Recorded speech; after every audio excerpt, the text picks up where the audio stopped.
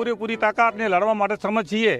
મામલતદારને આયોજનપત્ર આપ્યું છે, કલેક્ટર સાહેબને આજે આપવાનું છે અને શેઠ ગાંધીનગર સુધી જવાની અમારી તૈયારી છે। જ્યાં સુધી ખેડૂતને વળતર ઓછું મળે ત્યાં સુધી અમે લડવાના અને અંદરની ખેડૂતોને અમે કબજો નહીં આલીએ જ્યાં સુધી અમારી વળતર નહીં મળે ત્યાં સુધી। બીજી પૂરેપૂરી ખેડૂતને વળતર મળવી જોઈએ અને એ પણ જંત્રીભાઈ જે શહેરી વિસ્તારના અમદાવાદ મુંબઈના ભાવ અહીં રજૂ કરવા જોઈએ ખેડૂત માટે। આજે કુચાવાડાથી અને ચંડીસર સુધીના તમામ ખેડૂતો 1-2 વીઘાના અને 3 વીઘાના ખેડૂતો છે અને એમને જો આ ખેડૂત સરકાર જો આ ખેતી લઈ લે છે તો કોઈ ખેડૂત માન્ય નહીં રાખે। એ પ્રમાણે જે સરકાર નક્કી કરે પણ એ પ્રમાણે અમને વળતર આપો કે અમારા બાળ બચ્ચા શિક્ષણ લઈ શકે। અમે ગરીબ પ્રજા છીએ, અનાર્થ છીએ લોકો અને અનાર્થ બની જઈએ। અમારી વીઘો રોડ ઉપર જમીન આપેલી છે અને એ જગ્યાઓ જતી રહે તો અમે જમીન વિહોણા થઈ જઈશું। એટલે સરકાર છે એ તપાસ કરી અને જેટલી જરૂર છે એટલી જ જગ્યા લે।